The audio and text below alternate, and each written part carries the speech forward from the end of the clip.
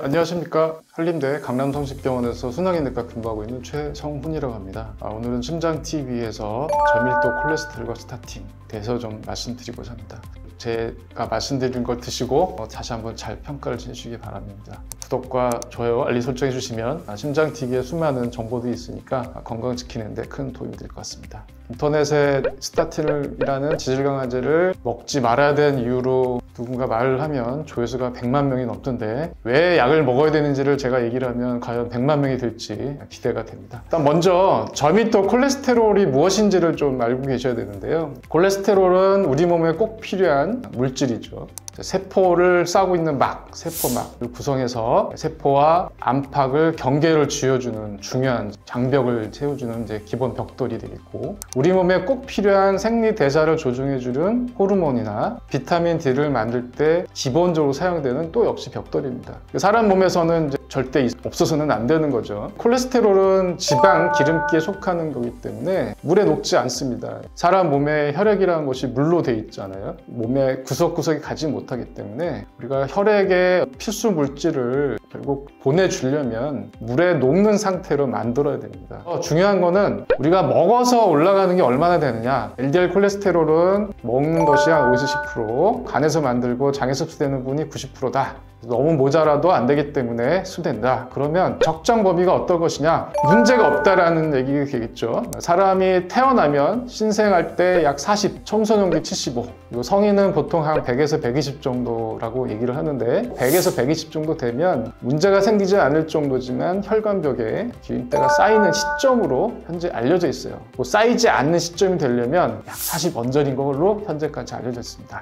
이러한 저밀도 콜레스테롤이 정상 범위가 아닌 높은 상태가 되면 무슨 일이 생기냐가 중요하게 되겠는데, 혈관 벽을 싸고 있는 한 층의 얇은 세포층이 있는데 이거를 내피세포라고 합니다. 농도가 높은 상태가 되면 내피세포 아래랑 혈관벽 사이에 공간에 쌓이게 됩니다. 건강한 경우에는 몸에 좋은 콜레스테롤, HDL 콜레스테롤이 역으로 빼내서 우리 적정한 농도를 유지해 주면 좋겠지만 나이, 고혈압, 당뇨, 흡연 같은 여러 가지 문제 또는 염증 같은 상태가 되면 비상신호가 백혈구에 다다를 하게 됩니다. 이런 비상신호를 우리가 염증이라고 이해하시면 되겠고요. 백혈구가 염증을 지각하고 염증 관련된 시그널을 주고 그것이 폭포수처럼 퍼지게 됩니다. 그 과정에서 산화가 증가하고 염증이 악화되면서 세포가 파괴되면서 또 칼슘이 침착이 되고 반복적으로 악순환이 되면서 죽상반, 우리 보통 기름때라고 환자한테 설명 많이 하는데 점점 진행해야 되는 거죠. 이런 과정이 35세부터 우리가 생긴다고 알려져 있어요. 결국은 혈관이 좁아지게 되고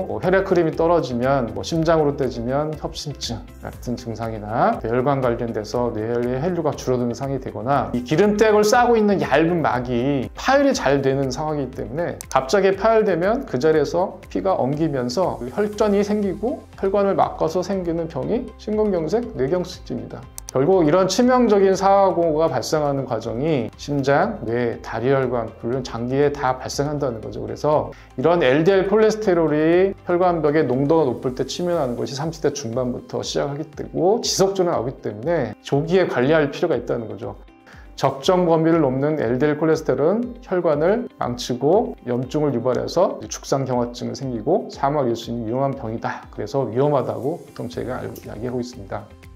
우리가 이런 높은 콜레스테롤 자체를 약을 써서 떨어뜨립니다. 운동을 하면 LDL 콜레스테롤이 떨어질 거냐에 대해서 모든 의학자들이 관심이 많아서 수십만 명의 대상으로 해서 분석이 있는데, 운동을 많이 하게 되면 비만이 줄고 체중이 줄면서 중성지방이 줄고 몸에 좋은 HDL 올라가는 것도 있지만 LDL 콜레스테롤은 한 3, 4 정도밖에 변하지 않습니다. 즉 운동을 통해서 LDL 콜레스테롤을 낮추는 것이 거의 어렵기 때문에 간에서 LDL이 많이 잡아먹어서 우리 몸 밖으로 내보내서 떨어뜨린 치료, 스타틴이라는 약물을 써서 하는 것이 굉장히 중요한 치료의 원칙이 되겠죠. 근데 문제는 약을 꼭 써야 되는 분인데도 불구하고 가끔씩 아버지가 약을 먹었더니 팔다리가 쑤시고 아프다 라고 하면 약 부작용이니까 약을 끊어야 되나? 주위에 친구분들이 스타틴 먹어서 아픈 거니까 빨리 약 바꾸라고 그래 라고 많이들 오시는데, 정말 그런가요가 중요한 거죠. 미국에 한 50년 전에 심혈관 질환이 생기는 위험 요인인지 알아보기 위해서 연구를 2차 대전 이후에 시작이 됐어요. 그 사람들의 자녀까지 포함해서 연구를 하고 있는데 나이, 가족력, 고혈압, 당뇨, 흡연이 심장질환을 악화시키고 HDL 콜레스테롤은 낮춘다라고 보고를 했고 이후에 스타틴을 써서 LDL을 낮췄더니 실제로 심근경색증, 뇌경색이 줄인다는 연구가 이미 결과가 나왔습니다. 심장혈관 질환이 잘 발생하는 위험한 환자를 대상으로 약도 쓰고 주사제를 써서 LDL 콜레스테롤 40까지 낮췄더니 이런 심장질환이 25% 정도를 줄인다는 것이 부인할 수 없는 근거가 됐고요. 요즘에 관련해가지고 너튜브를 좀 봤더니 조회수가 뭐가 높은지를 봤더니 정말 음모론의 끝판을 보는 것 같습니다. 대표적인 게 이제 근육통 관련인데요. 소화제를 먹으면 소화가 잘 돼야죠. 약전에 보면 가장 큰 부작용이 소화불량입니다.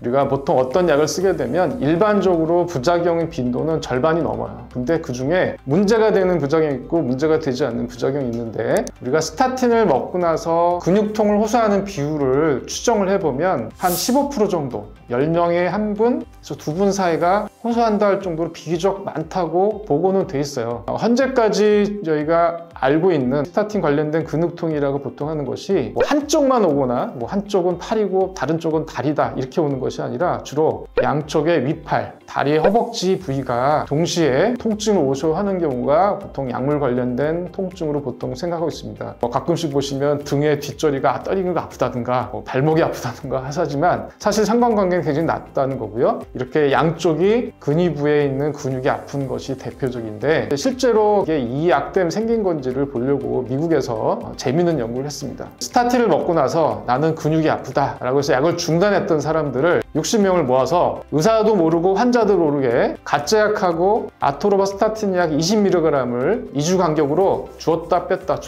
했습니다. 환자가 자기가 얼마나 근육이 아픈지를 표시를 하겠어요. 결과를 보면 실제 약을 먹던 사람하고 가짜 약을 먹던 사람의 근육 관련 증상에 차이가 없습니다. 아프던 사람이 가짜 약을 바꿨더니 증상이 좋아진 게 아니라 가짜 약을 먹어도 아프고 진짜 약을 먹어도 아프다는 거죠. 그럼 뭐 스타틴 먹고 아프다는 건 다 거짓말이냐? 아직은 그렇지 않은 부분이 분명히 있습니다. 주의할 분이 근육량이 적고 체중이 작은 노인 여성분의 경우는 실제 근육통일 가능성이 있습니다. 그래서 주의를 저희가 많이 하게 되고요. 그렇지만 일반적으로 약을 먹고 근육통이 심해졌다라고 말할 수 있는 근거는 없다고 제가 말씀드리겠습니다. 또 하나가 스타틴 관련해서 많이 나오는 것 중에 하나가요. 오래 먹으면 치매 생긴다. 라는 겁니다. 세포를 구성하는 성분에 콜레스테롤이 많이 포함된다고 말씀드렸는데 처음에 스타틴을 이제 굉장히 고용량을 썼던 연구를 보면 LDL 콜레스테롤이 스타틴 쓰고 40까지 떨어졌던 환자분이 있었어요. 그 당시에 그러니까 한 20년, 30년 전이죠. 콜레스테롤 너무 빠져나가면 세포가 헐거지면서 영향을 주니까 기능이 떨어지고 인지가 떨어지면서 치매가 많이 생길 것 같다. 일부 초기 연구에서는 그러한 경향이 있다라고 해가지고 이제 논문이 나온 다음에 세상이 막 엄청 떠들썩했죠. 적어도 스타틴을 사용했던 사람들 수만 명을 놓고 분석을 했다는 거죠. 결과적으로는 약을 사용한 환자, 특히 장기 사용 환자에서 인지 기능이나 치매랑 연관성이 없다는 결론은 다수의 문헌에서 나왔기 때문에 스타틴은 치매를 유발하는 물질은 아니다라고 합니다. 또 하나 이슈 하나가 이제 당뇨병인데요. 오래 복용하면 당뇨병이 생긴다. 그러니까 먹지 마라. 먹고 싶지 않아요. 어떡할까요? 라고 질문해 오는 분이 꽤 있습니다. 스타틴을 먹고 당뇨가 잘 생기는 사람은 이미 체중이 많거나 비만하거나 동반 질환이 많으신 분들, 가족 중에 당뇨병이 있는 분의 경우는 이분 자체는 워낙 심장혈관 사고가 생기는 높은 위험군이에요. 이런 환자들은 어쨌든 위험군이니까 스타틴을 사용을 하는데 그 중에 특히 고용량의 스타틴을 사용하게 되면 스타틴을 사용하지 않았던 분에 비해서 10% 정도 증가한다. 근데 문제는 스타틴을 사용하지 않았던 사람이 더 심장혈관 질환이 안 생겼느냐? 아닙니다. 50%가 더 생겼습니다. 당뇨 발생 위험이 있는 사람들은 스타틴을 고용량 썼을 때 당뇨가 생길 비율이 10%지만 심장 질환이 생겨서 죽거나 합병증 생긴 비율을 50% 줄였다는 얘기죠. 자, 그러면 처음에 당뇨 발생이 없던 사람은 어땠냐? 이런 경우에 고용량의 스타틴 생긴 경우에는 당뇨가 더 잘 생긴다는 근거는 아직은 부족합니다. 따라서 고위험군에서는 당뇨병 발생이 생기는 것이 걱정된다고 스타틴을 안 먹는다 그러면 심혈관 사고가 발생하는 거에 거에 대한 위험도를 그대로 방치한다는 것밖에 안 된다는 거죠. 다만 최근에 다른 콜레스테롤을 떨어뜨리는 다양한 약제가 개발되고 있고 쓸 수 있기 때문에 특히 심장내과 전문가들은 환자한테 스타틴 약을 쓰라고 말씀을 드릴 때는 이러한 부분에 대해서 충분히 설명을 드리고 위험도나 이런 걸 설명하기 때문에 무조건 안 됩니다, 안 쓸 겁니다 하는 거는 어떻게 보면 자기 건강에 대해선 방임하는 행동으로밖에 보지 않다고 생각합니다. 본인 식단 관리도 하고 운동도 주 4, 5회 하고 건강 점수가 100명 중에 상위 5등 안에 들 정도로 높은데 LDL만 높대요. 어떻게 해야 되나요? 다른 질환이 없고 나이 빼고는 뭐 고혈압, 당뇨, 흡연도 안 하시고 운동도 하시는데 L만 높은 상태가 되면 혈관벽을 침윤하기 때문에 아무런 위험이 없으면 160이 넘으면 약을 씁니다. 약을 써야 됩니다. 그런 경우도 예방 효과가 있기 때문에 쓰는 거고요. 1개 내지 2개 정도 되면 130, 3개 이상의 위험군이면 우리나라에서는 100 기준으로 약을 써서 위험도를 떨어뜨리는 치료를 받으셔야 됩니다. 주 4회에서 5회 근력운동 병행할 경우에 LDL 떨어지지가 3에서 4밖에 안 됐기 때문에 너무나 실망스럽죠. 근데 문제는 일반적인 생활습관 변화를 모두 다 컨트롤할 수 있으면 좋겠지만 그러지 못하기 때문에 위험도에 따라서 약을 쓴다는 거죠. 그렇다고 아무 위험도가 없는데 무조건 콜레스테롤 120인데 약을 먹겠냐, 그런 경우에는 이득이 높지 않기 때문에 저희가 권하지 않는 것처럼 말씀하신 분이 중년에 비교적 자기 관리를 잘 하시지만 160 정도가 넘는다 그러면 약을 사용해서 적정 범위로 떨어뜨려야지 장기간에 걸쳐서 동맥경화 진행하는 걸 막는 효과를 최대한 보게 되는 거죠. LDL도 타입 A는 무해하고 중성지방과 HDL의 비율을 보면 유추할 수 있다고 하는데 이것도 궁금하고, 원래는 LDL이 120 정도였는데 폐경이 되어서인지 줄기세포 수액을 받아서인지 2번 검사했더니 160 그리고 180이 나오면서 되게 높아졌대요. 근데 중성지방과 HDL의 비율은 여전히 1보다 낮다. 이게 걱정을 해야 되는 건지 아니면 안심을 해도 되는 건지. 중성지방하고 HDL은 서로 시소의 양쪽 편처럼 한쪽이 올라가면 한쪽이 낮아지는 경향은 분명히 있기 때문에 그 비율을 1대를 맞추는 건 균형을 맞춘다는 의미가 되는 건데, LDL은 그 HDL이나 중성지방하고는 경로가 좀 다릅니다. LDL은 한쪽, HDL과 중성지방은 한쪽. 그래서 별개로 생각하시면 좋을 것 같고, 줄기세포를 맞은 것 자체보다는 폐경 이후에 호르몬 감퇴에 따른 상승은 전 세계 모든 폐경 여성에서 보이는 현상입니다. 그런데 만약에 거기다가 중성지방도 올라가고 HDL까지 낮게 되면 복합 이상 지진 혈증이 되니까 더 안 좋게 되는 거죠. 그거는. 이런 분들이 되게 많아요. 이 질문 하시는 분들이 콜레스테롤 수치가 너무 떨어져도 몸의 면역력이 떨어진다, 안 좋다.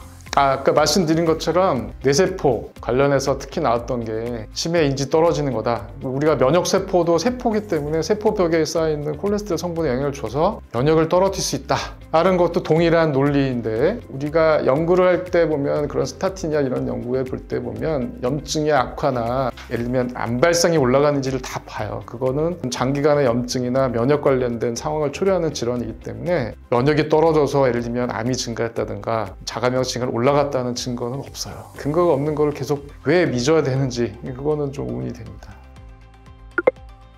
스타틴에 관한 질문들이 많은데 그걸 공통적으로 한번 보면은 스타틴을 약을 처방받아서 먹고 있다. 근데 머리 멍한 증상, 혈액순환 안 되고 머리가 저리고 목이랑 뒷머리가 저리고 이런 부작용이 너무 많은데 혹시 이런 부작용이 안 생기는 약은 없는지, 어차피 평생 먹을 거 교수님께서 가장 추천하는 약은 어떤 것 같아요?